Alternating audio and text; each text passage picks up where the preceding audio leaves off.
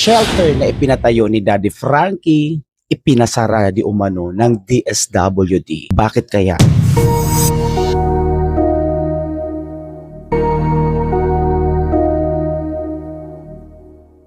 Isang magandang buhay mga kapwa ko content creator. No? It's me again, your host, Coffee. Sa videong ito, no, pag-usapan natin itong mainit na issue. Ito ay tungkol kay Daddy Frankie at sa DSWD. Sa social media ngayon, no, hati ang opinion ng mga tao. Marami naaawa, maraming nagagalit, marami ring nagtatanong bakit pinasara. Tumutulong lang naman sila. At bago natin pag-usapan ang issue na ito, no, so kilalanin muna natin na kung sino nga ba si Frankie o mas kilala bilang Daddy Frank. Ito kasabay na pag-usbong ng social media ngayon, no? So, marami na rin ang mga content creators na gumagawa ng mga entertainment, may comedy, may podcast, may lifestyle content, at meron din ginagamit ang platform nila para tumulong sa kapwa. So, aminin man natin o hindi, no, malaki talaga ang impluwensya ng mga vloggers ngayon. Minsan nga mas kilala pa sila kaysa sa mga artista o sa mas mga kilalang personalidad. At isa nga sa pinakamabilis na mag-viral ng klase ng content ngayon, no, ay yung mga tumutulong sa mga mahirap. Yung mga content na nagpapakita ng totoong pangyayari sa buhay.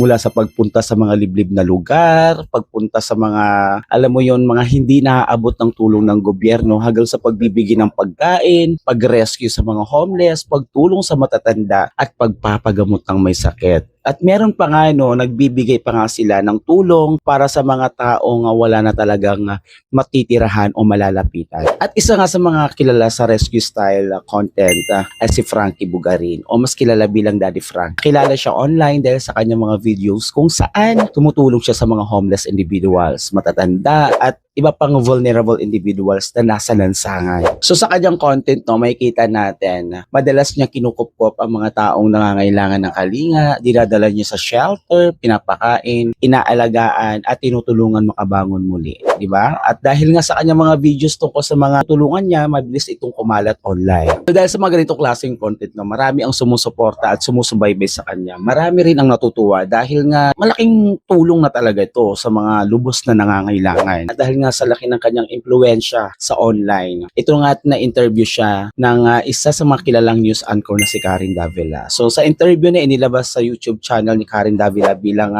episode 247 noong April 2026 ay naging inspiring para sa maraming manunood. At dito nga, no, ibinahagi ni Daddy Frankie ang kanyang personal na pinagdaanan bago siya pumasok sa mundo ng vlog. So hindi naging madali raw ang kanyang buhay, kaya naman malapit ang kanyang puso sa mga tao na kailangan ng pagkakataon at kalinga. Daddy Frankie, bago ka naging vlogger, Nagluto ako sa Japanese restaurant. Nag-start ako bilang dishwasher hanggang sa naging head chef ako.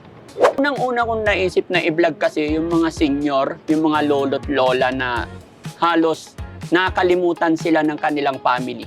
saan mo nakuha yung empathy na yon sa matatanda? Ako kasi mapagmahal ako talaga sa aking lolo't lola, sa magulang, dahil laki rin po ako sa lolo't lola. So, isa rin sa pinakamalaking revelasyon sa interview niya, no, ay ang pagpapatayo niya ng shelter para sa mga tao nga kanyang inirescue. So, pinakita niya kung gaano kalaki, no? Talaga namang napakabongga, di ba? Ano to? Why is it so big? Bali, ma'am, nabilit ko to noon pa. And then, nung nag-charity tayo, naisipan kong gumawa ng ganito. Gaano kalaki ba ang lupang to? I think, 2 hectares? 2 hectares? Yes. Pero, So, etong lugar na ito, what is this? eto, parang Yes. tirahan ng mga nare-rescue namin. So ito yung shelter? Yes, ma'am. Ito yung kilala na shelter na pinatayo mo? Yes, ma'am. Bakit ka ba nagsimula na magpatayo ng shelter? Para sa mga nare-rescue namin, para dito namin sila ilalagay. Oo. Pagka sa bahay naman namin dati, maliit, di ba? Pero ang laki-laki naman na lugar na ito. At kailan nyo ito pinatayo? Siguro mga 1 taon na. 1 year na ang Opo. shelter. Pero na ito. unti-unti naman kino-construction pa rin sa gilid-gilid. Oo. Kapag may nare-rescue ka, dinadala ninyo Yes. sa shelter. Yes po. Wow.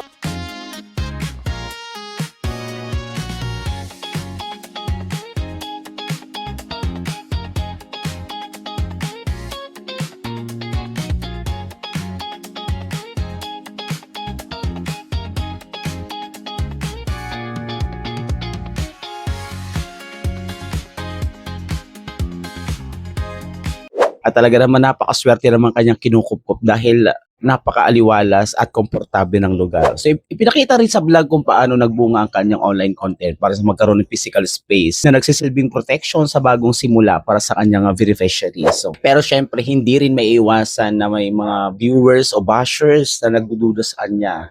May ilan pa nga na nagsasabing scam daw si Daddy Frankie at ginagamit lang daw niya ang mga nire-rescue niya para kumita at makahingi ng donasyon. Kakaroon din ng controversy. May iba na sinasabi ginagamit mo ang kahirapan ng ilang tao tulad ni Oliver. Kahit saan man tayo magpunta dito sa mundong ibabaw, kahit anong gawin natin, hindi natin mapiplace yung tao eh.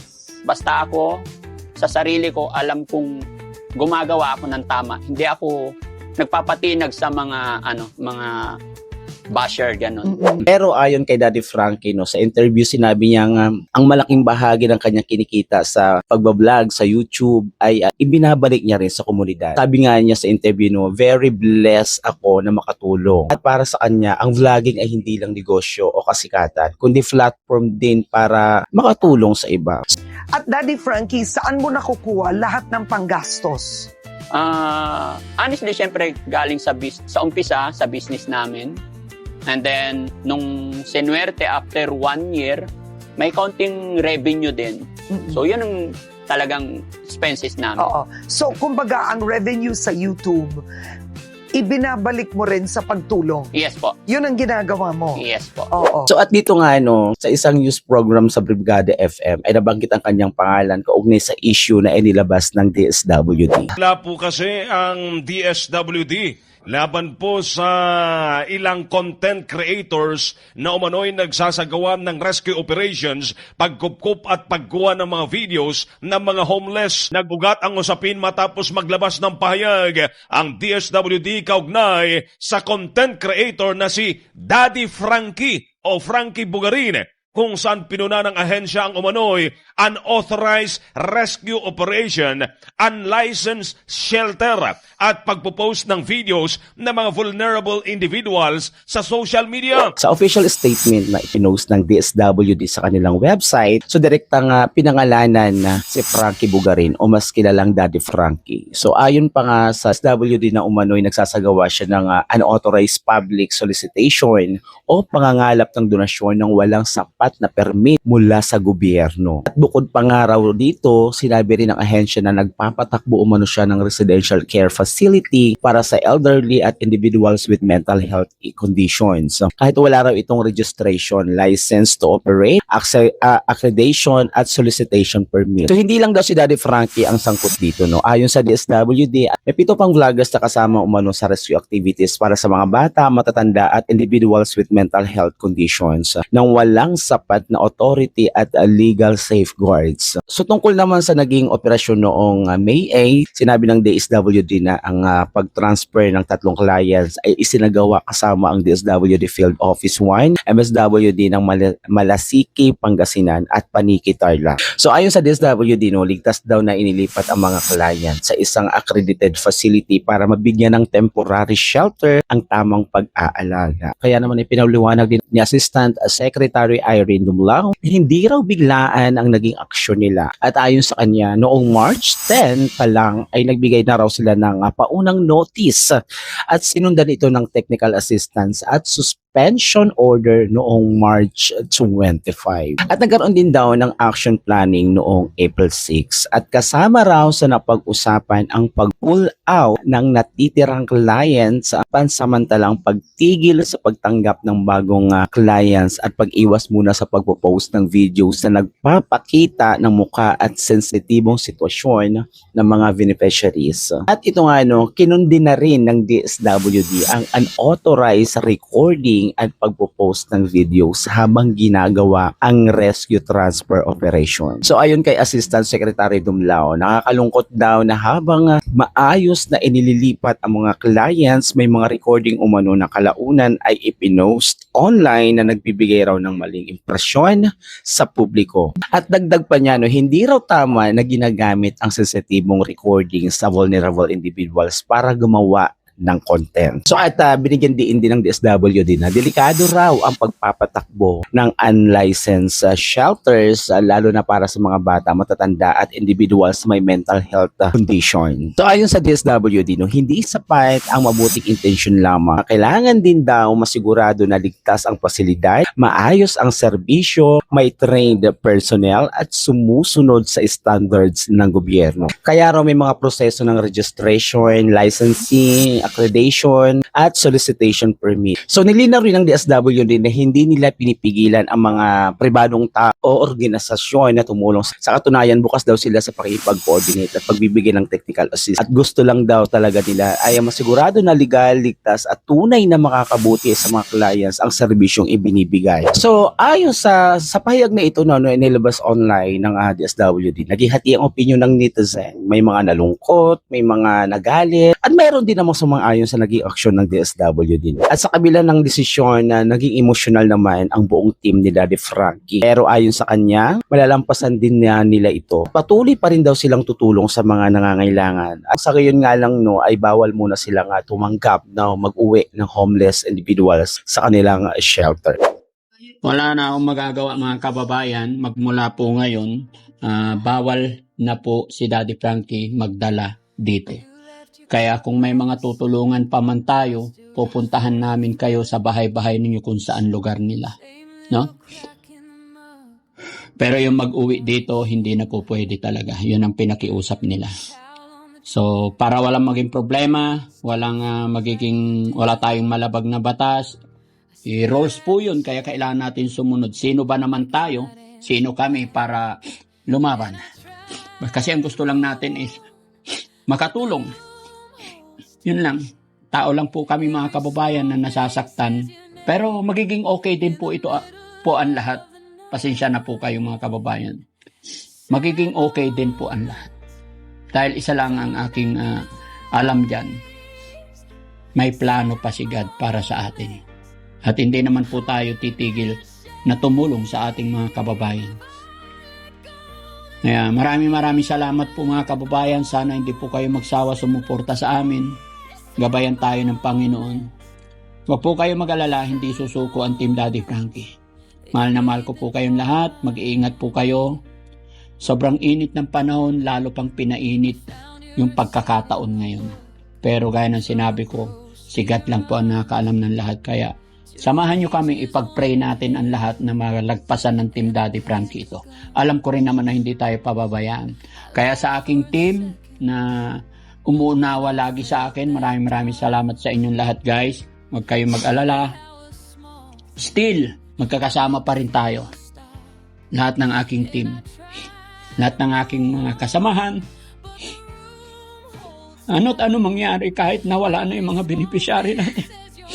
Kakasama pa rin tayo bilang ama nyo, bilang daddy nyo. Ganon din sa mga viewers namin. Alam ko marami pa tayong matutulungan mga kapatid. Alam ko hindi tayo pababayaan ni God. Basta nagkakaisa tayo, tatayo pa rin ako bilang daddy nyo. Lahat kayo, mahal na mahal ko. Basta nandyan kayo sa likuran ko, nakasuporta sa akin. Magpapatuloy tayo. Yeah. Yan lang po mga kababayan. Salamat po.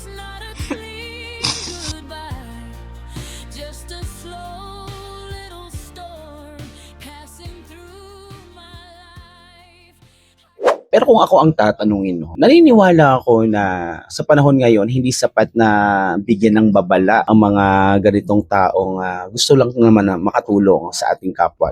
So sa tingin ko, mas kailangan siguro na mas malinaw na sistema at mas aktibong pakikipag-coordinate ng mga ahensya tulad ng DSWD sa mga content creators na may layuning tumulong sa mga nangangailangan. So hindi naman kailangan kalabanin agad ng mga vloggers na may malinis na intensyon. Ay, sa halip, pwede silang maging katuwa. Tama yan, 'di ba? Kasi hindi naman lahat nagagampanan ng DSWD. Kaya malaking tulong talaga yung mga ganitong content creator. So, turuan natin sila na tamang proseso, no? Bigyan ng orientation, gabayan kung paano protektahan ang dignity at privacy ng mga beneficiaries. Tulungan silang maging legal at mas responsable sa paraan ng pagtulong. So, kasabay rin dito, no, mahalaga rin na may monitoring at guidance para masala talaga kung sino yung mga genuine na tumutulong at sino yung ginagamit lang ang kahirapan para sa content. At kasi aminin man natin, no, sa dami ng rescue style content ngayon, hindi na rin madaling malaman kung alin ang totoong malasakit at alin ang for the clout lang. So siguro, no, mas maganda rin kung ipapakita ng DSWD bukas silang suportahan ang mga responsableng content creators na may tunay na malasakit sa tao. So dahil sa totoo lang, no, malaki rin ang naaabot ng social media influencers, lalo na sa mga lugar na sitwasyon na minsan hindi agad naabot ng sistema. So at kapag sama-sama ang mga influence ng social media at tamang guidance mula sa gobyerno, tingin ko, no, mas maraming Pilipino ang pwedeng matulungan. Kasi sa dulo ng lahat ng ito, no, isa lang naman ang goal, ang makatulong. Hindi yan paramihan ng views, hindi pataasan ng pride, hindi banggaan, kundi totoong malasakit sa tao. At sa huli, no, mga kapwa ko content creator, hindi ito simpleng usapin ng content creator versus DSWD. So, mas malalim pa rito ang problema. Una, usapin sa kahirapan, mabagal na sistema, social media influence, at desperasyon ng mga taong matagal nang naghihintay na mapansin at matulungan. So, at siguro, ang pinaka malungkot na katotohanan dito, no, sa panahon ngayon, minsan kailangan pang mag-viral bago ka matulungan. So, marami tayong nakikitang ganyan, no. So, hanggat hindi nakikita online, wala pang views,